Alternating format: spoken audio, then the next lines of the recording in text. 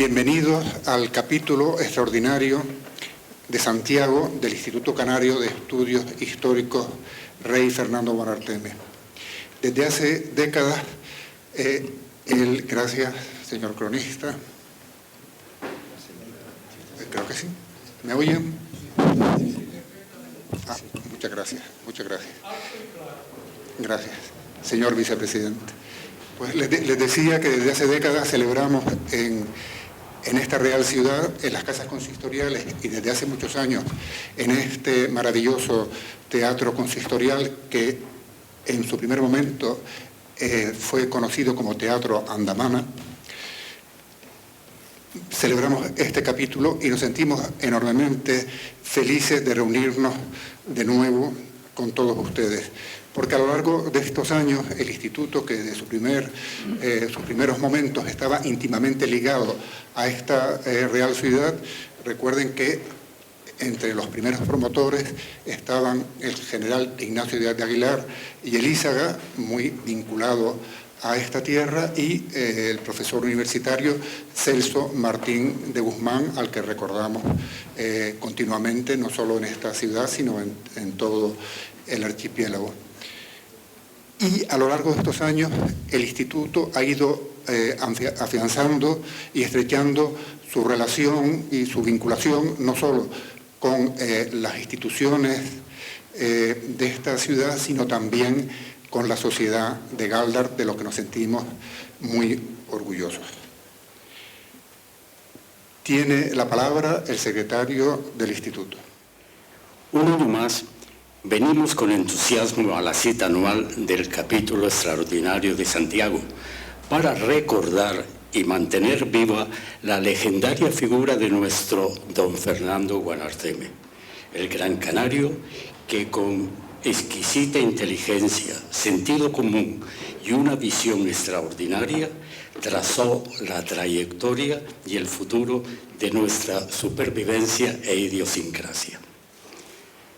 Antes de dar comienzo a este querido acto, queremos expresar nuestro más sincero agradecimiento al miembro de número del Instituto, don Edmundo Domínguez del Río Sánchez, que ha sido el autor del pequeño fragmento de Isla, el poema inicial de la obra Rapsodia para un Guanarteme cautivo, escrita por Celso Martín de Guzmán, que con tan atractiva y suave música hemos sido recibidos. Su melodía ha dotado a este teatro de la atmósfera de solemnidad que merece este evento. Gracias, Edmundo.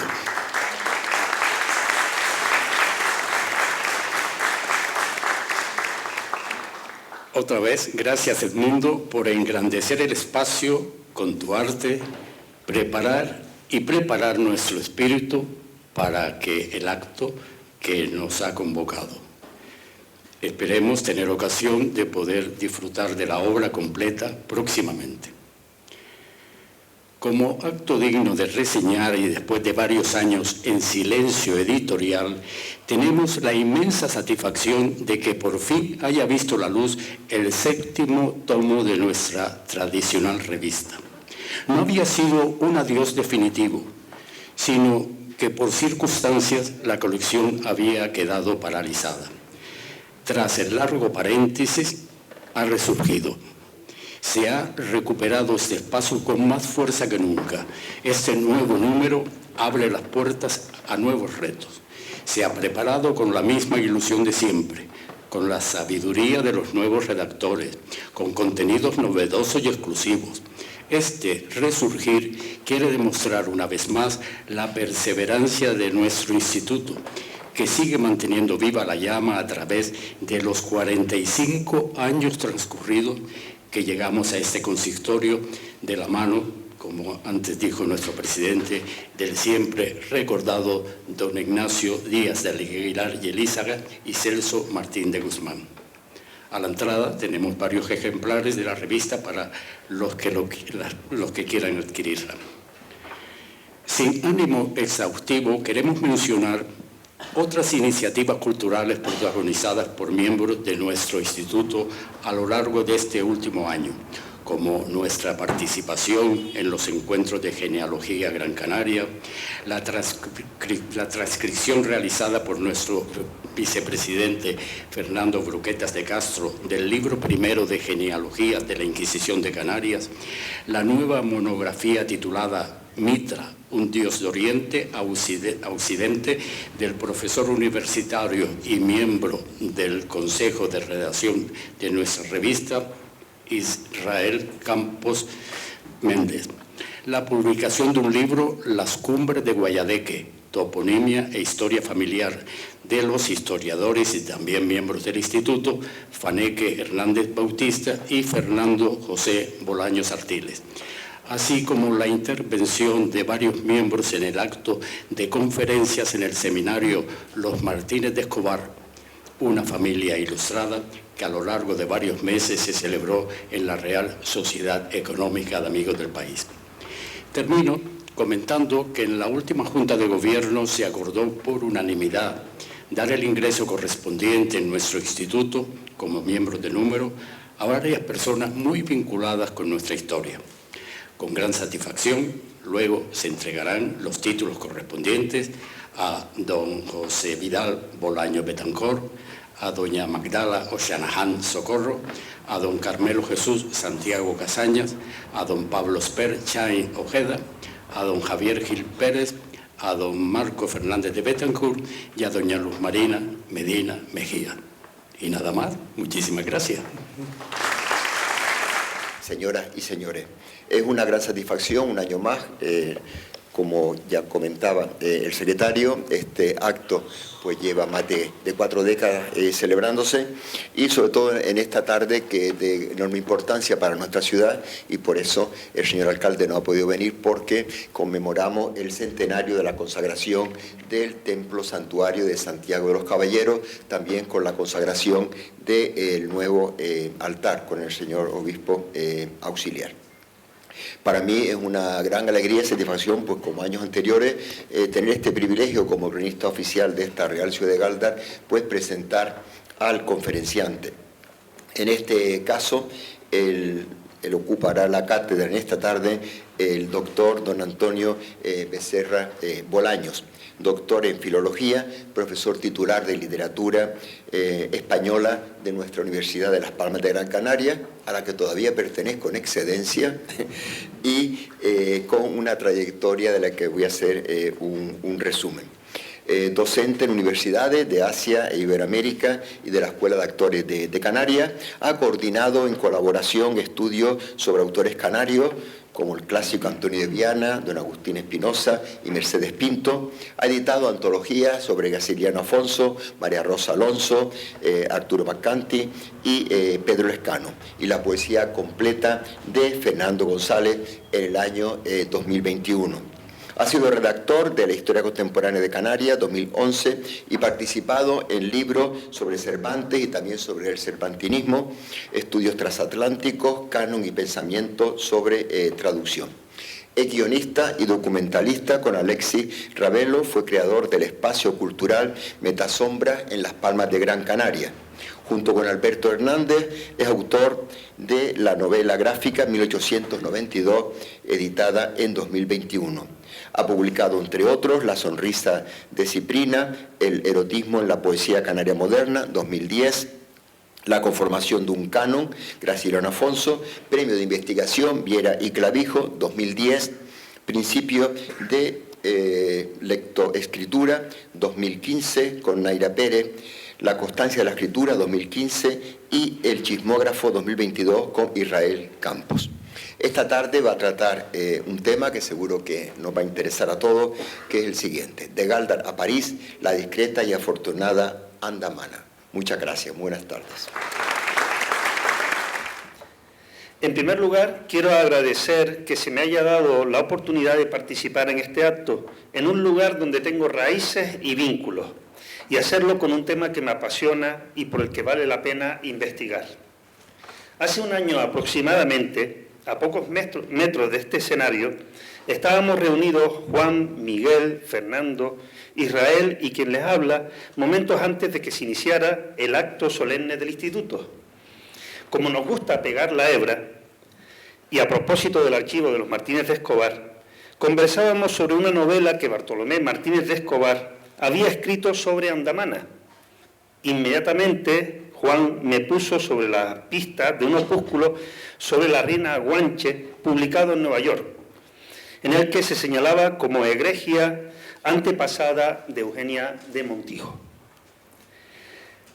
La cultura popular del siglo XX encumbró la figura de la noble andaluza convertida en emperatriz de Francia por matrimonio con Napoleón III y considerada una adelantada a su tiempo en muchos aspectos.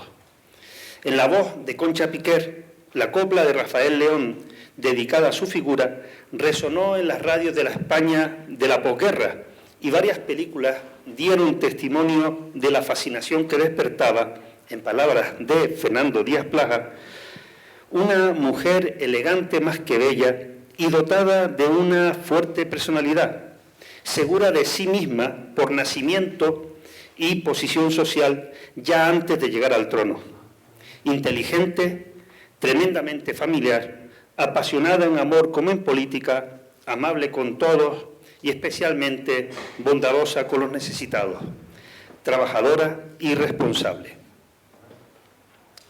Esa misma noche, Juan, obviamente ya saben que hablo de nuestro presidente, cuya generosidad intelectual solo se ve superada por su bonomía, me hizo llegar en copia digital el raro documento sobre Andamana y Eugenia de Montijo, Andamana, The First Queen of Canary.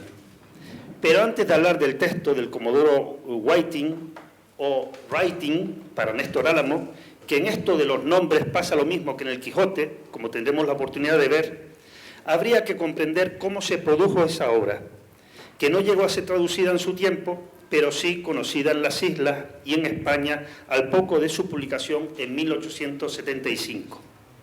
Y es que la figura de Andamana se había convertido en una referencia ineludible a la hora de escribir sobre las Islas Canarias y su historia. No está de más recordar que 2 años antes había visto a la luz biografías de canarios célebres en las que Agustín Millares Torres introduce en primer lugar la de nuestra primera reina con cierto detenimiento. La biografía de la reina que unificó la isla y creó el linaje Semirán, Andamana o Atidamana, es bien conocida por la breve narración de Abreu Galindo o de Gonzalo Argote de Molina, autor de una historia perdida de las islas, a la que se remitía quien quería escribir sobre ella. Y Abreu diseñará una imagen de la reina que muy bien podría estar en consonancia con las imágenes que de otras reinas se había proyectado. En una brevísima nómina podríamos incluir a María de Molina, madre de Fernando IV, el emplazado, y fundamentalmente a Isabel la Católica, nombre que en los lectores de la historia de las islas del fraile franciscano debía resonar mientras leían una biografía tan breve como impactante. En aquellas líneas se cifraba la creación de un reino a través de la unificación de la isla. Andamana aparece en el relato poseedora de los atributos que han de adornar a una buena gobernante. Por sus buenas partes, escribe, todos respetaban y tenía en sus palabras tanta fuerza que movía a lo que ella quería a los naturales. Y así en sus pendencias, luego ella los componía y ponía en paz. Fernández de Oviedo había escrito de Isabel la Católica que, cito, era cosa divina el valor de sus palabras y con tanto y tan alto peso y medida que ni decía menos ni más de lo que hacía el caso de los negocios y a la calidad de la materia que trataba.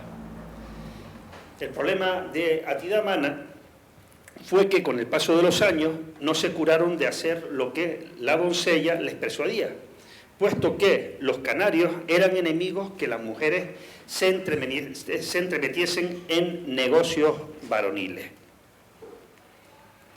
Como entendió, sigue la historia, el poco respeto que le iban teniendo, afrentada por haber perdido el crédito sin haberlo merecido, y como tenía vivo entendimiento, procuró casarse, y tratólo con un capitán por parecerle más valiente y de más discreción que los demás. El capitán Gumidafe túvolo en buena suerte, y efectuándose el casamiento hicieron guerra a todos los demás capitanes, a los cuales sujetó y puso toda la isla bajo su dominio y mando. Gumidafe y Atidamana tuvieron un hijo que se decía Artemis, que después reinó, en cuyo tiempo vino el capitán Juan de Bettencourt a la conquista de estas islas, y en un reencuentro que tuvo junto a Güimes lo mataron. Señala Celso Martín de Guzmán que las referencias a este personaje, cito, mezcla de diosa y humana como una madre nutricia, antepasado común del matriarcalismo canario, se van sucediendo desde la historiografía tardorrenacentista que arranca de los textos del cremonés Leonardo Torriani o del dominico Sic Abreu, ambos de las postrimerías del XVI. El personaje cobra dignidad en Viera y vuelve a emerger en la concepción romántica de los personajes célebres de Millares Torres. En el periplo que nos conduce hasta Millares Torres, la caracterización de Atidamana o Andamana irá variando de similar manera que su proyección. Marín y Cubas, por ejemplo, recurrirá a una crónica apócrifa, la de Escudero, en la que al tratar la figura de Artemis señala que fue hijo de una varonil mujer llamada Atidamana. El atributo viril ya lo había recibido Isabel la Católica de la pluma de Íñigo de Mendoza o de Juan de Lucena. Oh corazón de varón, vestido de hembra, ejemplo de todas las reinas, de todas las mujeres de echado y de todos los hombres, materia de letras. La dignificación de Andamana en las noticias de la historia general de Viera y Clavijo tiene una clara intención política. Basten unas líneas. Todo era extraordinario en ella.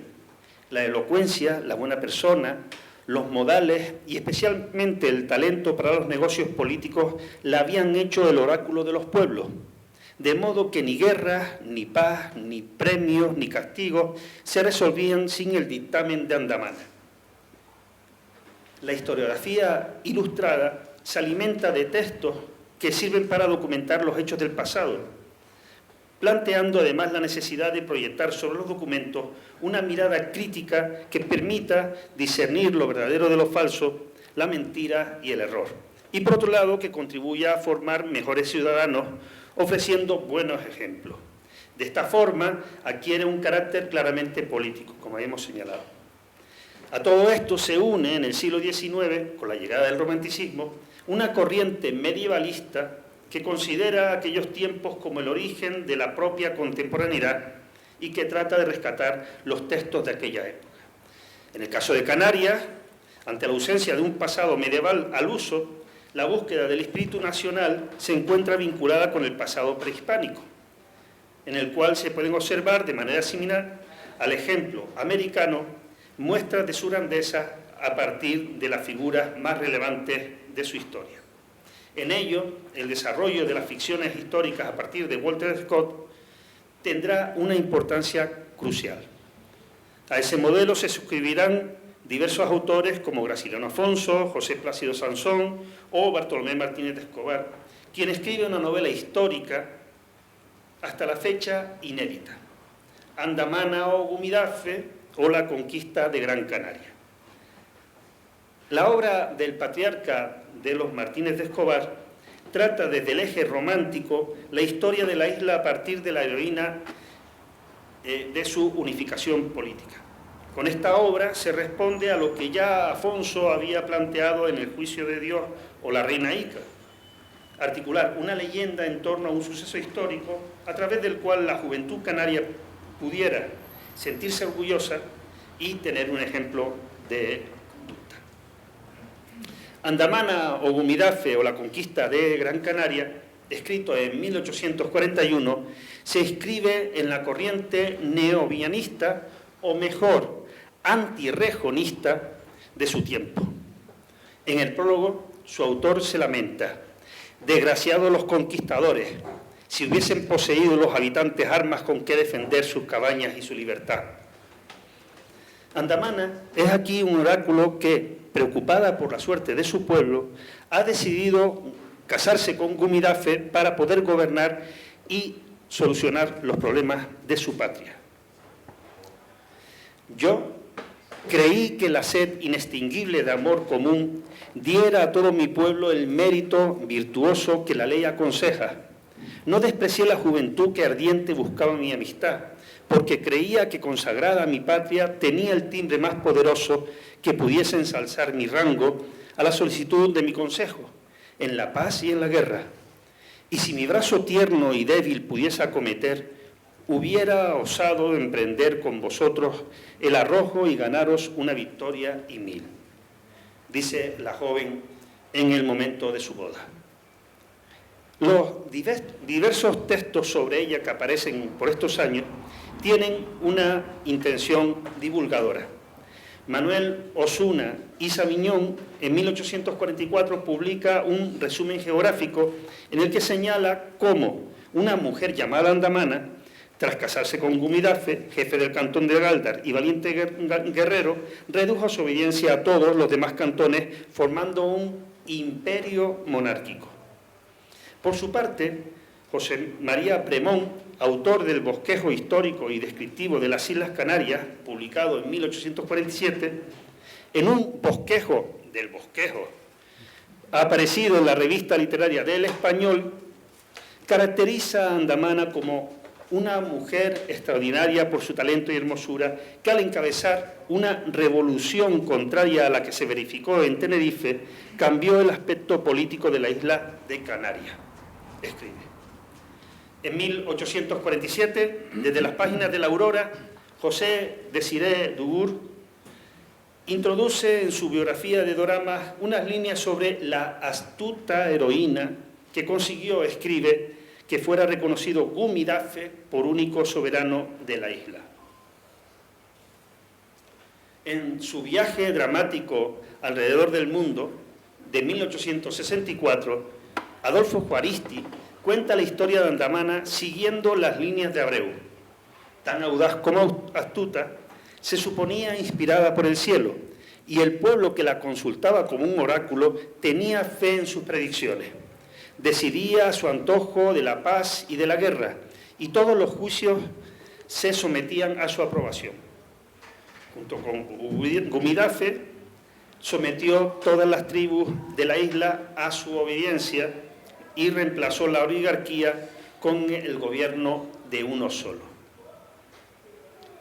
En 1866, el Ramillete de Canarias inserta un breve texto sobre Andamana la hechicera, altiva, cuanto hermosa, dotada de un genio superior, intentó elevarse al rango supremo por medio de la audacia y del amor.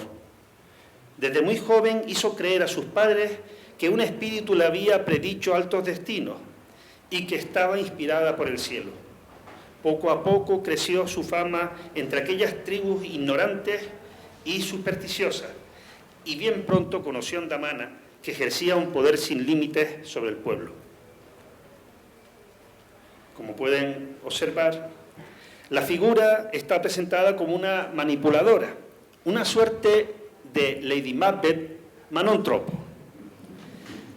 Tras ser desacreditada, Andamana resuelve, cito, cambiar la constitución del país y anonadar a los que trataban de oponerse a sus designios. Le cuenta sus planes a Gumidafe, a quien promete que le daría su mano y le sentaría sobre el trono de toda la comarca.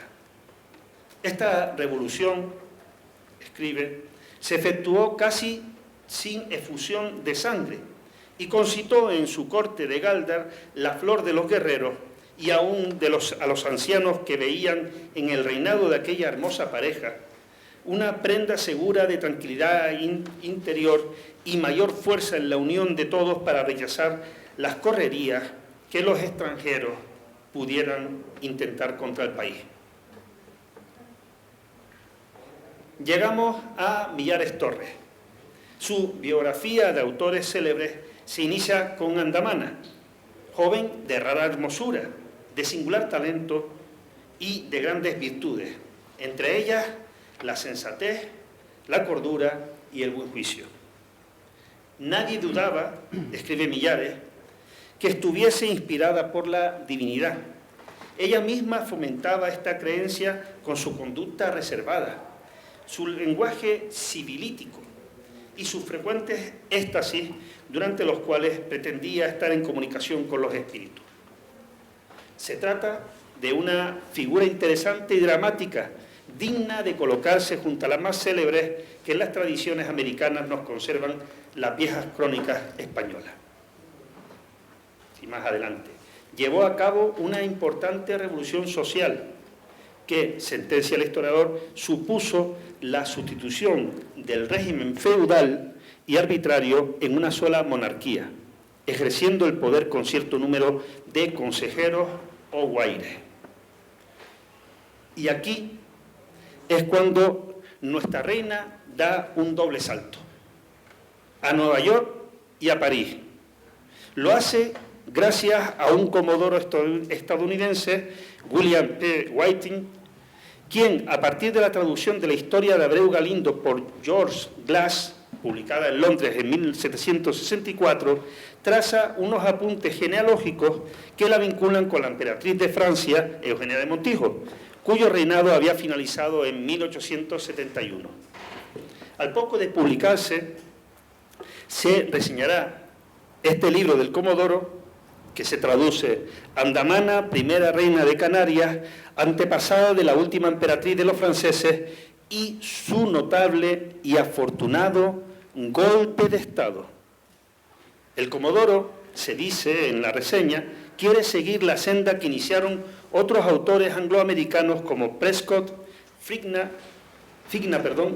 o Washington Irving, al tratar temas españoles. La labor de Whiting puede considerarse, se señala, similar a la que Prescott había desarrollado para glosar la biografía y los logros de Isabel la Católica.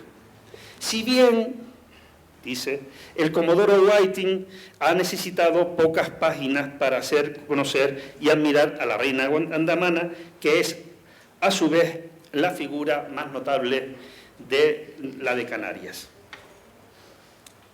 A la belleza de la reina, que subyuga los sentidos del hombre, se suman, dice, las grandes dotes de inteligencia y del genio del mando, que no solo imperan sobre los corazones, sino sobre pueblos enteros, que se dejan guiar gustosos por su recta e ilustrada autoridad. El Comodoro ha usado, señala, muchos datos tomados de los principales historiadores de Canarias, de las tradiciones conservadas en el país y recogidas por el autor en su primer viaje a aquellas islas en 1844, y de las genealogías de la ilustre casa de Guzmán. El asunto ofrece bastante interés para lectores españoles y está completado con varias noticias históricas anteriores y posteriores al reinado de Andamana. Y es que, por una singular coincidencia y a través de múltiples generaciones, se enlaza con la emperatriz Eugenia, no menos notable por su sin par belleza que por sus grandes dotes de talento, de saber y de tacto político. Debemos agradecer, continúa la reseña, a la providencia que haya hecho nacer en nuestro suelo mujeres tan ilustres y a los escritores norteamericanos que hayan dedicado su pluma a propalar sus grandes cualidades. En su obra, el Comodoro reproduce la confusión de nombres que ya se había iniciado en el relato de Abreu de Galineo, como George Glass había bautizado al franciscano, o algún tipógrafo que pasara por ahí. La Catalina, que se casa con Fernando Pérez de Guzmán, señor de Batres, hermano de don Juan Ramírez de Guzmán, de quien desciende directamente Eugenia, no es hija de Fernando, sino su sobrina. Pero lo más interesante del texto, y pido perdón a los genealogistas que hay en la sala, es la conclusión a la que llega el Comodoro sobre la dimensión de la reina andamana. Dice así: la historia ha preservado nombres menos dignos de recuerdo que el suyo. Sin embargo, sus páginas, salvo en obras españolas, no hacen mención alguna de ellas ni del golpe de Estado napoleónico mediante el cual alcanzó inicialmente su supremacía. No hay mejor forma, ya obviamente fin de cita, no hay mejor forma de comprender el impacto de un personaje que leer su biografía a lo largo del tiempo y comprobar los parámetros que sirven para ponderarlo. Andamana, convertida en una suerte de Isabel la Católica, con el paso del tiempo devino modelo de Eugenia de Montijo, su paralelo del pasado.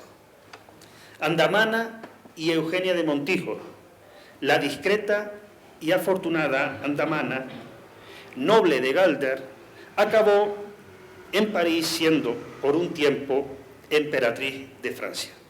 Muchas gracias. A continuación se hará entrega de los títulos de miembros de número a los nuevos socios. Don José Vidal Bolaño Betancor.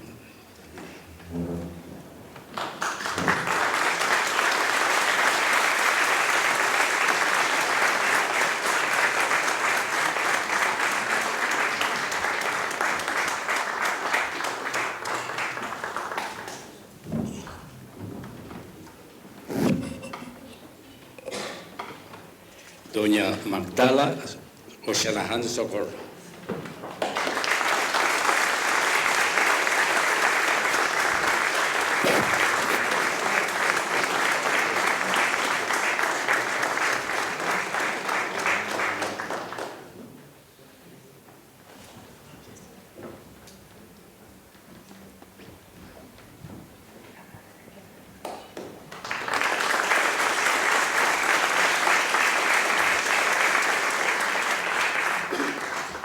Don Pablo Esper Chaín Ojeda.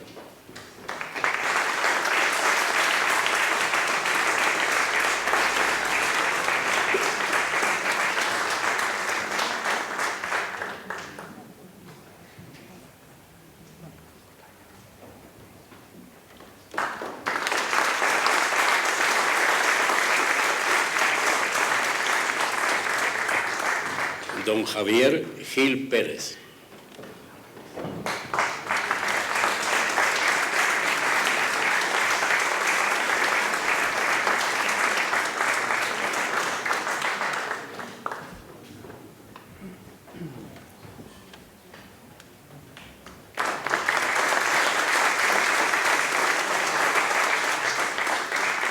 Doña Luz Marina Medina Mejías.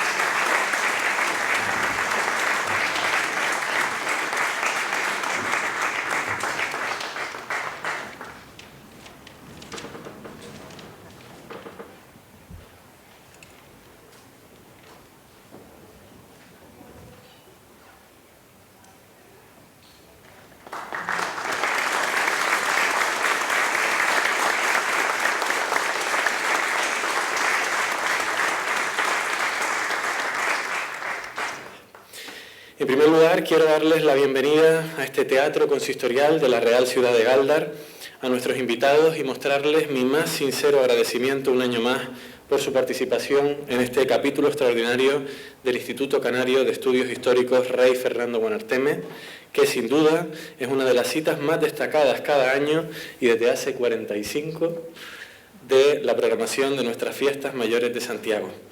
Disculpar a nuestro alcalde que, como saben, se encuentra en estos momentos en el Templo Santuario de Santiago, donde se celebra la Eucaristía de consagración del altar mayor en el 200 aniversario de nuestro templo, estrenado en 1826.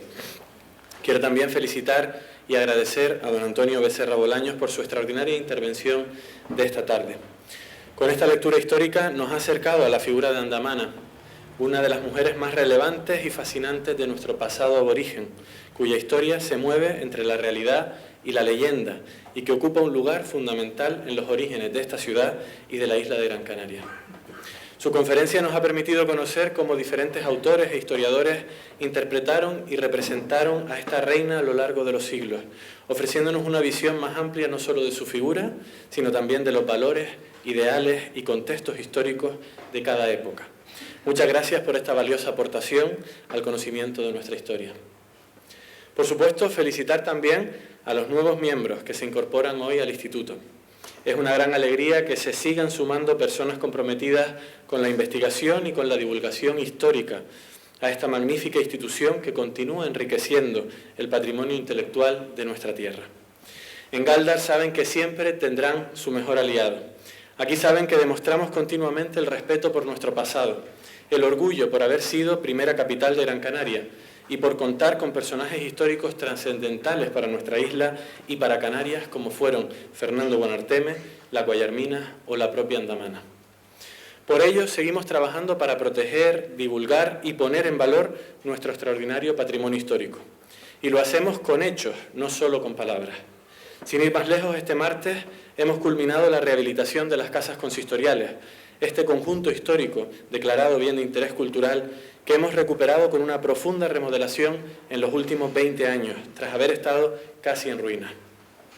Lo último que hemos inaugurado es un nuevo espacio polivalente y un mirador que permite contemplar nuestra ciudad y su casco histórico desde una perspectiva única.